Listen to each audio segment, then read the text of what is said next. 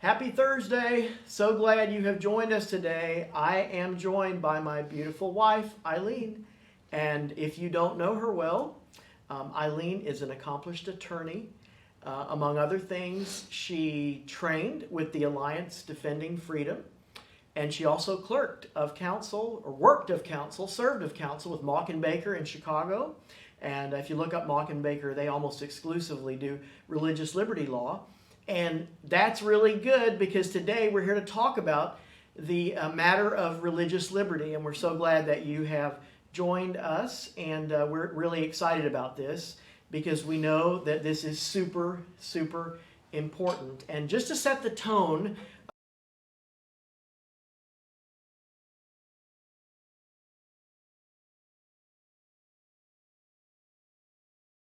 can't help wondering what their freedom will look like on the other side of the reopening, quote unquote. This, too, he's going to take up in future issues. But here's what he says. Whatever freedoms await us just the other side of our government's reopening will look unfamiliar. The normal we want to go back to isn't there anymore. And I think that's why we're feeling some of the angst that we're feeling. I think that's why in the air there is some of the tension that we're feeling. So as we think about this today, we think about our calling as Christians. We think about love God, heart, soul, mind, and strength. Love your neighbor as yourself, which we desperately want to do. But how do we do that when we are concerned about losing our freedom? I mentioned Mauck and Baker, and yesterday's newsletter from them, one of the attorneys wrote an article called How to Love Your Neighbor During a Pandemic. He said these are difficult times, businesses are struggling, workers have had their hours and paychecks cut, and others have been furloughed or laid off. The economy might not rebound quickly or at all, and the financial impact of COVID-19 may extend far into the future. And many of our churches are struggling financially too. So here we are in this soup, and yet we're called to love God and love our neighbor. So Eileen, I'm so glad you're here. Thanks. Because I can do this. Well, hopefully the Lord will use this for His purposes. So. Let's just start at the very beginning. Where does the whole concept of religious freedom come from? Well, a lot of people, I think, falsely think that the concept of religious freedom comes from our government, and that's not true. The concept of religious freedom goes back a lot longer than the foundation of our nation and our form of government. It comes really from biblical principles, from the Ten Commandments, where God commanded the Israelites to have no other gods before Him. And when God did that, He set Himself up as the sovereign, the ultimate authority, and that anything that tries to play the part of God is acting inappropriately. So government has a specific purpose, but that purpose is subordinate to God. God is the ultimate authority, and a person's relationship to God is the most important relationship in their life. So that's one of the origins of religious liberty. It also, I was just thinking about Moses and his call to, tell Pharaoh, let my people go. And several times in the text, it's connected to that they may worship me. Yeah. That they may be free to worship me. Yeah, exactly. God calls us to worship Him, and our relationship with Him is the ultimate relationship that we have. So the origins of religious liberty also comes out of the fact that humans are created in the image of God. And since we're created differently than all the other creatures, we're created in the image of God, every human being has dignity and worth. And every human being deserves certain rights and respect. So each person has the right to decide who God is and what their relationship with God will be. We can't coerce somebody to believe in God. Yeah, it's almost like a robbery of personhood when we take away a person's conscience, especially regarding their faith. When we take that away from them, we take something away from the inherent, intrinsic nature of who they are. Yeah, because we're not compartmentalized human beings. If we are believers, if we believe in a God, then all of who we are acts in line with those beliefs. Yes. So, right. So the source of religious liberty is God, and it's not from our government. Yeah, yeah. And I think about, we get confused today, I think, about the institutions of the earth, but three of them are specifically created and commissioned by God to do his work.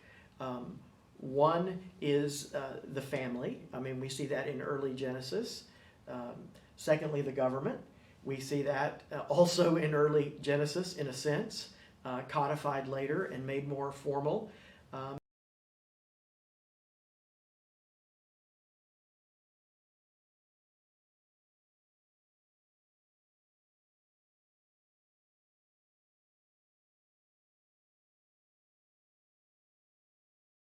These institutions have certain functions, and they need to remain within those functions. Yes.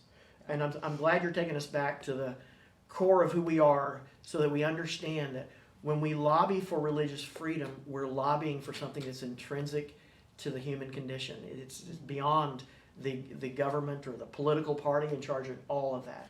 So what do you say to the person out there, maybe somebody's watching today, who says, I don't care about this issue, I'm not even a religious person, I don't even like religion, I don't even think religion matters. Why should I be concerned about religious liberty? I don't even like religion. Oh my, there's a lot of reasons why all of us should be concerned about religious liberty. First of all, there is a strong correlation between individual freedom and religious liberty. A survey of countries shows that governments most opposed to religious diversity are the same governments most opposed to individual freedoms. Freedom is freedom. Right. Religious liberty goes hand in hand with individual freedom. So if you care about your individual freedoms, you need to care about religious liberty. So that's one reason. Another reason is just the influence that religious liberty has had on just about every aspect of our culture. I think about education. All but one of the first 123 colleges that were started in the United States were Christian institutions. Yeah. Christian institutions. Let me read to you just the founding statement of Harvard University, which we obviously do not think of as a Christian university at this time, but when it was founded, this was its founding statement. Let every student be plainly instructed and earnestly pressed to consider well the main end of his life and studies is to know God and Jesus Christ, which is eternal. Wow. Isn't that amazing? I wanted to pull up too on my phone. You can see this out there, but this is the crest of Harvard University. You can see the open Bibles there, and you can see Veritas, the Latin for truth. It just really underscores for us, I think, how far we have come from that kind of beginning in American education. Yeah, but religious groups were the ones who started these colleges in the United States. They even the Ivy Leagues, all the Ivy Leagues, had a focus on another important aspect of religion in our culture is just the economic value of religious institutions and religious groups. A study was recently done by Brian and Melissa Grimm, and it was published in the Interdisciplinary Journal of Research and Religion. And the purpose of the study was to find out what is the actual socioeconomic impact and value of religion on our society. And they broke down their study into 3 different ways that they measured the economic benefit of religion to the United States economy. And I'm just going to tell you the numbers from the most conservative to the most liberal estimates. And the most conservative estimate is that roughly $378 billion a year economic benefit of religious organizations to our U.S. economy. And the upper end of that limit estimate is actually $4.8 trillion. Wow. Startling numbers. Startling numbers. So by any estimate, the economic value of religion in the United States is huge. And think about our healthcare, even in our local community, how much of it is connected in some way to Christianity and to the gospel. And that's true of hospitals as far back as we have American history and healthcare. and breakthroughs in medicine and science. Yeah, we think there are an estimated 350,000 religious organizations in this country that operate schools, pregnancy care centers, drug addiction programs, homeless shelters, adoption agencies, soup kitchens. There are huge economic benefits. And I think that might be part of the angst right now, is Christians are feeling, wow, we don't like being called non-essential, or we don't like seeing a Christian organization or a Christian group or a church being considered non-essential because we feel in our gut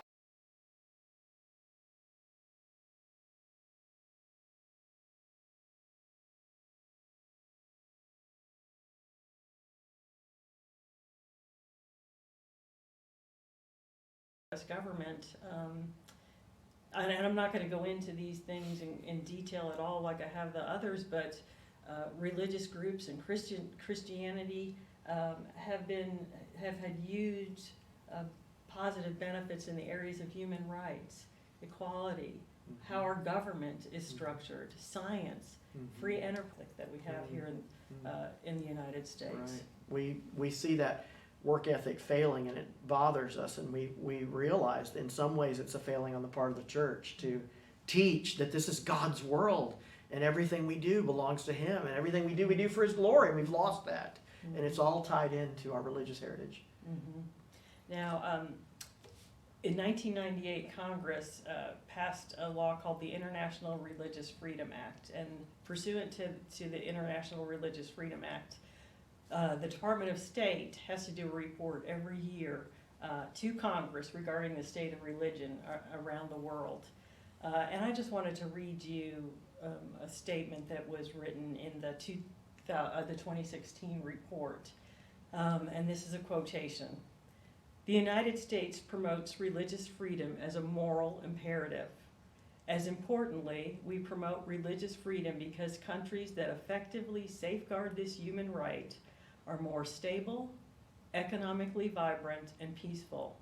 And the failure of governments to protect this right breeds instability, terrorism, and violence." So even our government recognizes how important this right is and the effects that it has on governments around the world. So this is intrinsic to who we are. Eileen, you also mentioned that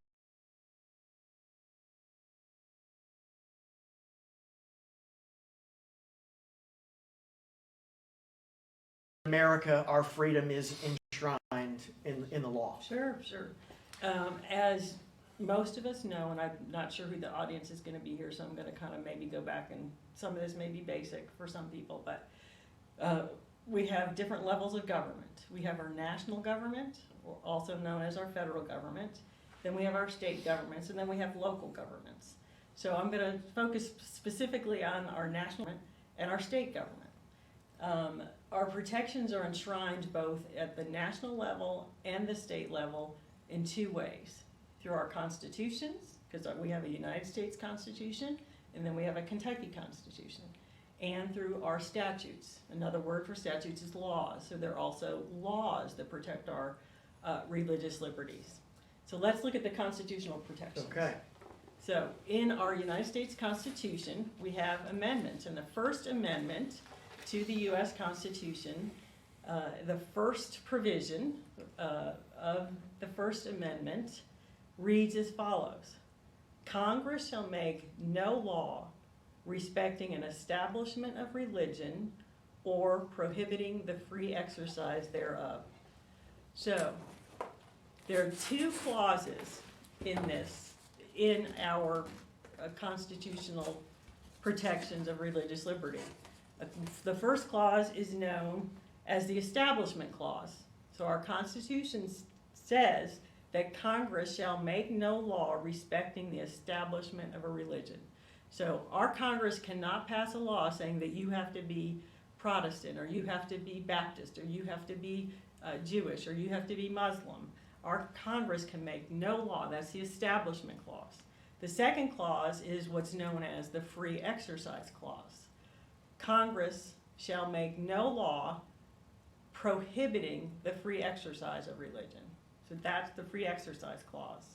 So Congress is not allowed to make laws that prevent us from living out our religion, exercising our religion in the way that we want to exercise it. And, we might add here that Baptists have historically been at the forefront of standing up for these things. If you're one of our mystery travelers out there, when we took you to New England, we took you to Providence, Rhode Island, and to, the First Baptist Church in America for that reason, because we've always been about religious liberty.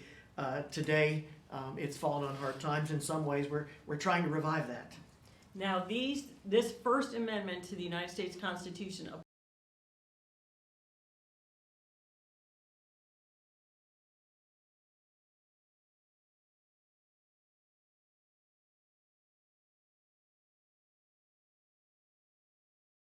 also have, like I told you, the state constitution. So Kentucky has a constitution that also protects religious liberty. There are sections of our constitution, sections 2 and 5, that deal with both establishment issues and free exercise issues. So we have those protections too in the state. I'm just going to read you the preamble to the Kentucky Constitution. This is so powerful. I think it's a really powerful statement, like you said.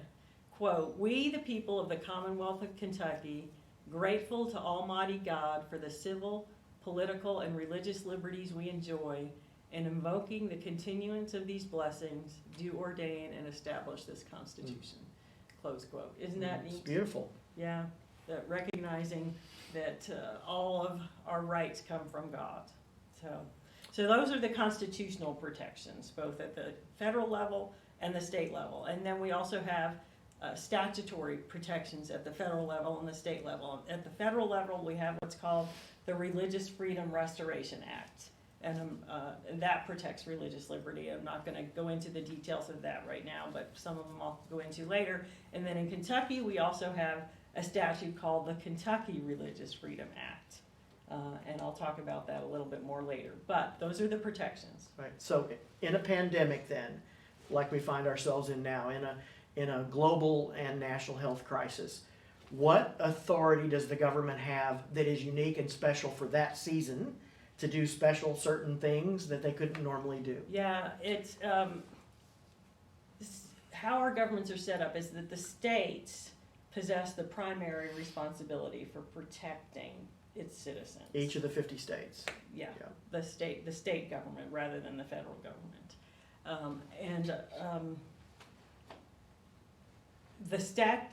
The emergency powers are given to the governors of the state by laws, by statutes. So you have to look to see what the laws say the powers the governor can have in emergency situations. And in Kentucky, we do have emergency powers that are given to the governor and local officials in emergency situations. And generally, the powers that are given during times of emergency are broad powers. And the theory and the thought behind that is that it allows the governor or the person who's in charge to be able to act quickly to deal with emergency situations. Makes sense. And then the federal government also has certain laws that allows it to have certain powers during times of emergency. So some of the powers that our statutes give to the Kentucky governor, and I'm just picking a few out here, just to give you an idea of some of them. The governor has the power to declare curfews and establish their limits. The governor has the power to prohibit or limit the sale or consumption of goods, excluding firearms and Right. ammunition. The governor has the power to enforce all laws and administrative regulations relating to the disaster. And as far as the federal level, some of the powers that the federal government has are to order regional or nationwide containments or quarantines, and take measures to enforce the introduction, transmission, and spread of communicable diseases. So that's just sort of an inkling of some of the powers that are given to our leaders during times of emergency. And and like I said, they tend to be broad and flexible to allow the governors, the leaders, to have the flexibility to deal with the Right. situation. So here we are in this soup, and people are speaking of reopening, but states are doing it very differently, leading to more angst. And I think we see this kind of in every level right now. We're not sure if we can trust the media. We're not sure if we can trust health experts. We're not sure if we can trust politicians. We're not sure how much is politically angled and slanted. And so there's angst, building. When we think about reopening, are we really just trying to protect, or is there more to it? And so I guess I would ask now, Eileen, why are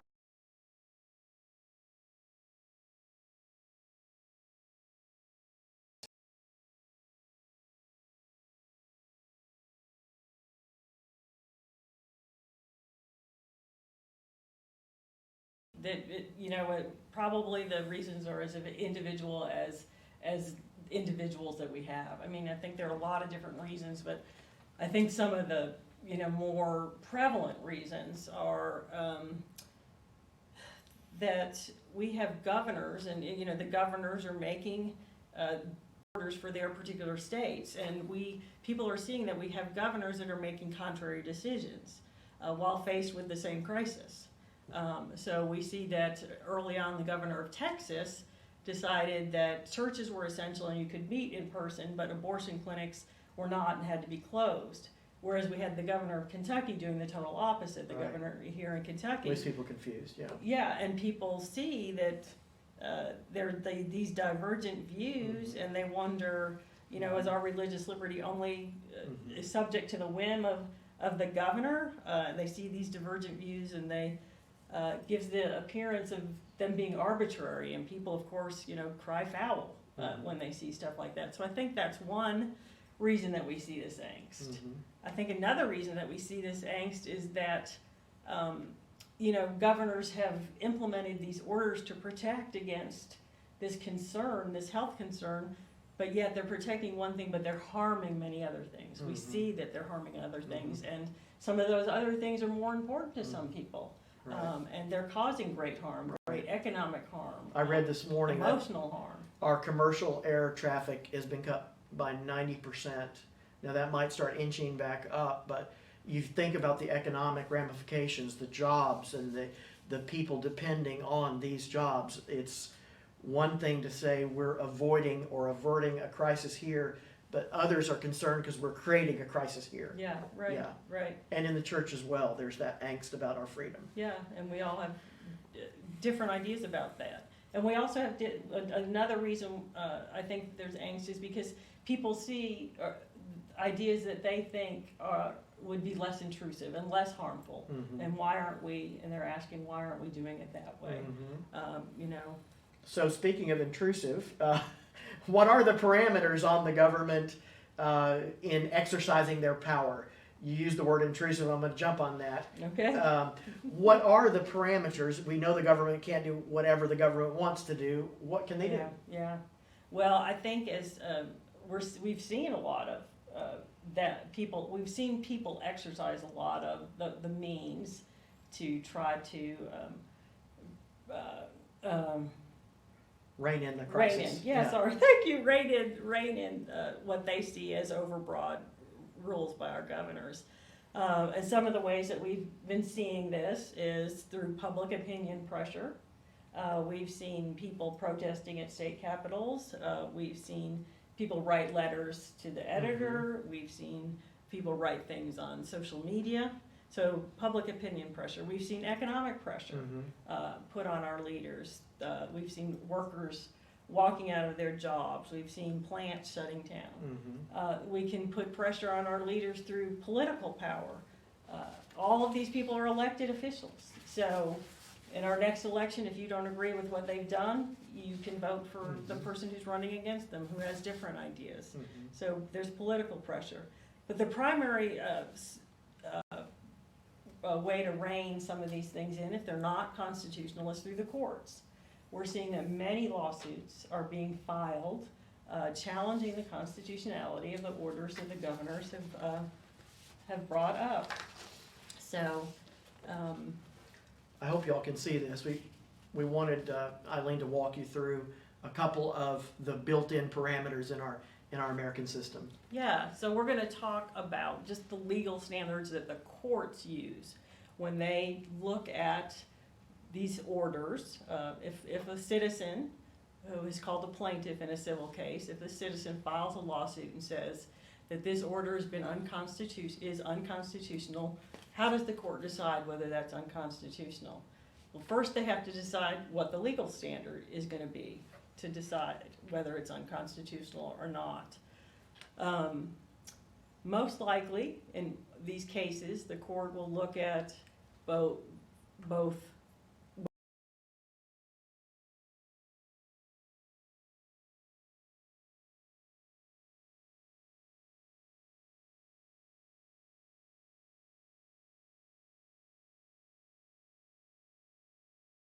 to see whether it's facially neutral and generally applicable, and I'm not gonna really go into all the details of that at this point. So like you can't treat a church differently than Burger King on some Right, foundational Right, level. basically, yes, Okay. basically.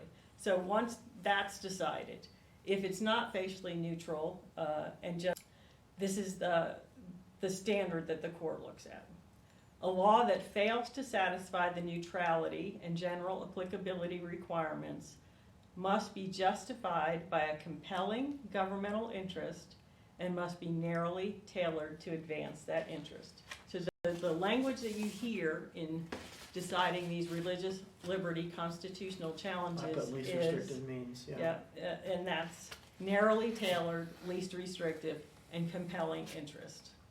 Yeah, that is really helpful for us because it helps us see that our founding fathers were quite brilliant in the checks and balances that they built in. And our courts, thankfully, have for the most part gotten this right thus far along in our history. And these are helpful guidelines for us to kind of understand what they're looking at. Yeah, and I'll read you what, if the order, the executive order is challenged under the Kentucky Religious Freedom Act, here is what our Kentucky Religious Freedom Act says. The government shall not substantially burden a person's freedom of religion. The right to act or refuse to act in a manner motivated by a sincerely held religious belief may not be substantially burdened unless the government proves by clear and convincing evidence that it has a compelling governmental interest in infringing the specific act or refusal to act and has used the least restrictive means to further that interest. So they're probably going to look at a pandemic and say compelling, right? Yes, most of the courts that I haven't looked at all the decisions, but probably uniformly, the courts are going to say yes, that it's a compelling interest. Then what you do about the pandemic, that's where the rub comes. Yes. Was it the least restrictive way Yes. to stop it, to deal with it, to contain it? Yeah. Yeah, essentially, yeah, Mhm. yeah.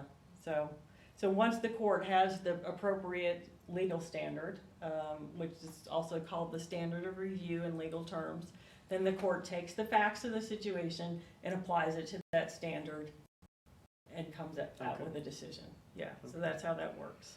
So it's been interesting. We just had a Sixth Circuit case, and let me tell you, in case for those who don't know what I'm talking about when I say the Sixth Circuit, the federal courts are set up in different levels, just like the state courts are. And the trial court, where you actually go and present evidence, are called district courts in the federal government. And then the next level, the first level of appeal in most instances, are the appellate courts. And in the federal government, they're circuit courts, and they're numbered.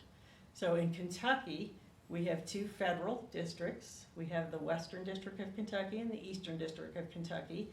And if you have a case there and you want to appeal that, it goes to the Sixth Circuit Court of Appeals. So when I say the Sixth Circuit case, it's an appellate level case that oversees the Kentucky court. So it has Kentucky ramifications. Correct, Mhm. yes, yeah. So the Sixth Circuit has, in a recent case that was just filed, recent order that was just filed a couple of days ago, that was an appeal from a temporary restraining order questioning the constitutionality of Governor Bashir's order regarding drive-in church services and in-person church services was just decided a couple of days ago in the Sixth Circuit. And the Sixth Circuit really decided to give a great deal of deference to the governor. I'm going to read you the language that the Sixth Circuit used in that case. The Sixth Circuit wrote, "It is imperative in such circumstances," and circumstances is this pandemic, "that judges give legislatures and executives, the more responsive branches of government, the flexibility they need to respond quickly and forthrightly to threats to the general welfare, even if that flexibility sometimes comes at the cost of individual liberties."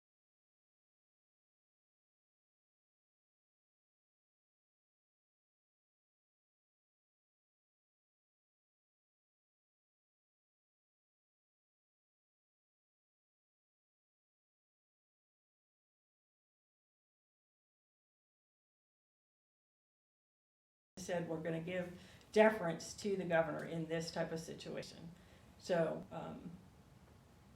that's the Sixth Circuit law at this point. Yeah, that's really important. These things are happening now, and they're happening on a daily basis. We can barely keep up.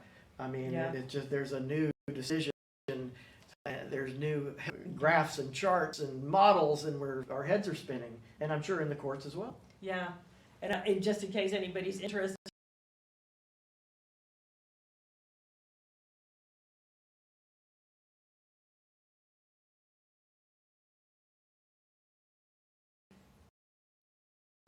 clearly that the governor's order substantially burdens our right to religious liberty.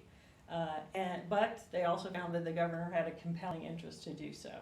So the court noted that the church is likely to succeed in its state and federal claims, especially with respect to the ban's application to drive-in services. And then went on to hold that the governor's order as far as drive-in services is unconstitutional, but the court did not go that far with in-person services at this point. And I think reading the opinion, it was really just because of this deference. I mean, the language that they used is this.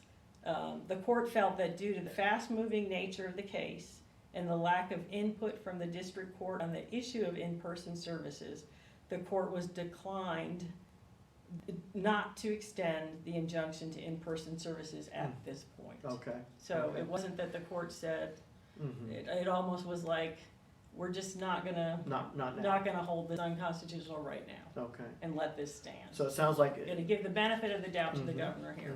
It sounds like they're weighing action by action and not looking at the whole thing as one pie, but let's look at this piece and that piece and the other piece. Yeah. Weigh them against the standards you've given us. Yeah, it's interesting too because the courts, like we were talking about some of the things that are giving us angst now, and the courts are really, they're aware of those things. I was just going to read an opinion that just came down a couple of days ago. I thought this language might be interesting, and I'm reading straight from the opinion. "We don't doubt the governor's sincerity in trying to do his level best to lessen the spread of the virus or his authority to protect the Commonwealth's citizens. And we agree that no one, whether a person of faith or not, has a right to expose the community to communicable diseases.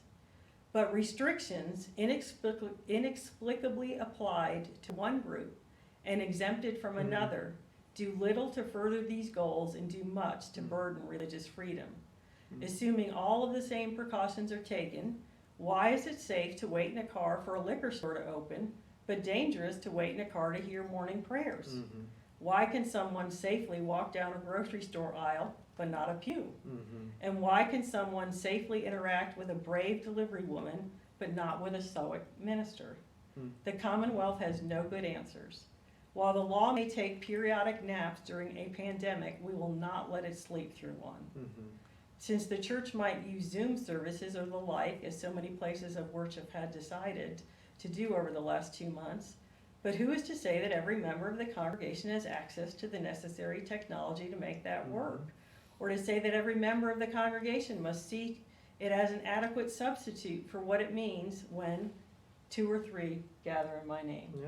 And So I can tell you, for one, the senior pastor can't even make the technology work half the time. But, the courts are aware of these Yeah. seemingly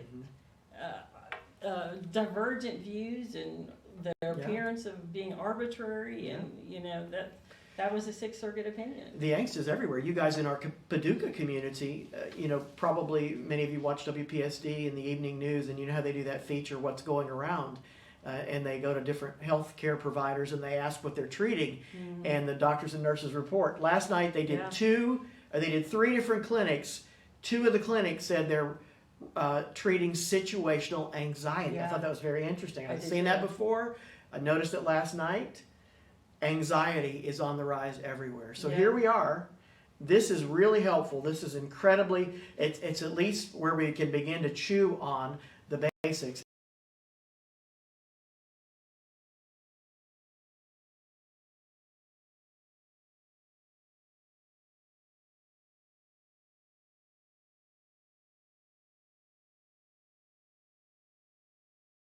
Protect our liberties. It really is. Yeah, it is. It's up to us to protect freedom of religion, just like all of our others. Well, if people weren't filing these lawsuits, Right. Alleging that these things are constitutional, we wouldn't have any reins on what's happening. Right. Yeah. Right.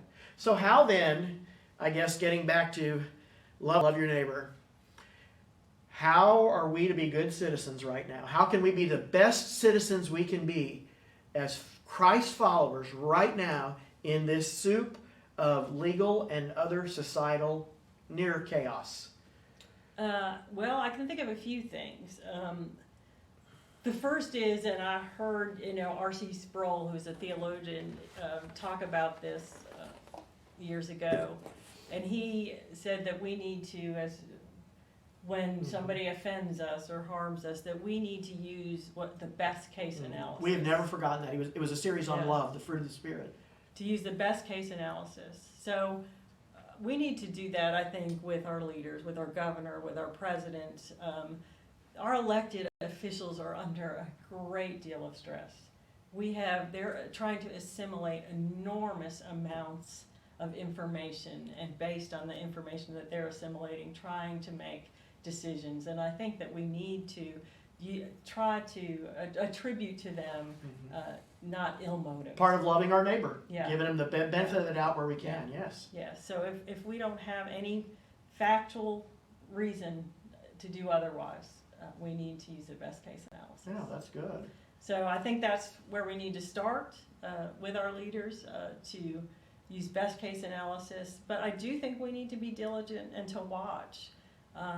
Ronald Reagan, in his inaugural address as governor back in 1967, said these words: "Freedom is a fragile thing and is never more than one generation away from extinction. It is not ours by inheritance. It must be fought for and defended constantly by each generation, for it comes only once to a people." Wow, that's a gorgeous quote. Yeah, we, the citizens of this nation and this state, are the defenders of religious liberty. Right. We're the ones who have to stand up and bring a lawsuit. We're the Right. ones who have to write the letters. And it really should be all of the, all of us, because as we've talked about, even for the people who are not religious, Right. the benefits of religion to our nation and our world are tremendous. Right. So we really should stand up for this for everybody, Yes. even the folks we don't agree with, the religions that we can't even grasp. We need to stand up because it's a matter of their intrinsic human worth. Yes. Yes. Yeah. And then the last thing I think we need to do is that we need to pray.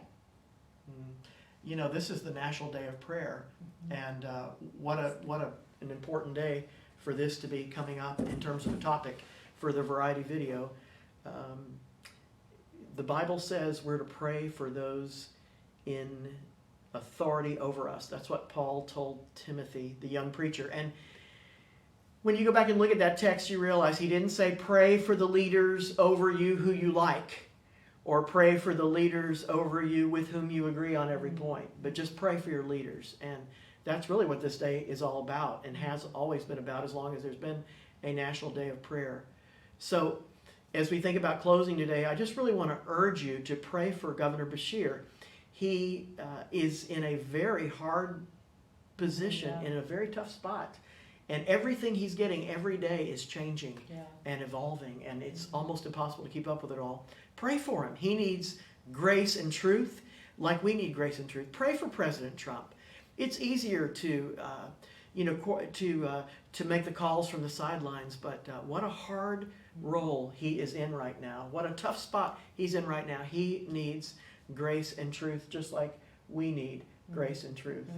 Yeah. Thank you, Eileen. You're welcome. My pleasure. It's been wonderful to be with you today. It's been wonderful to ponder these things. Maybe we'll do it again soon as more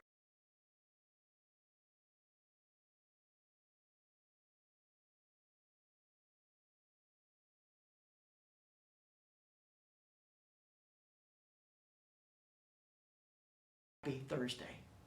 Amen. Bye-bye.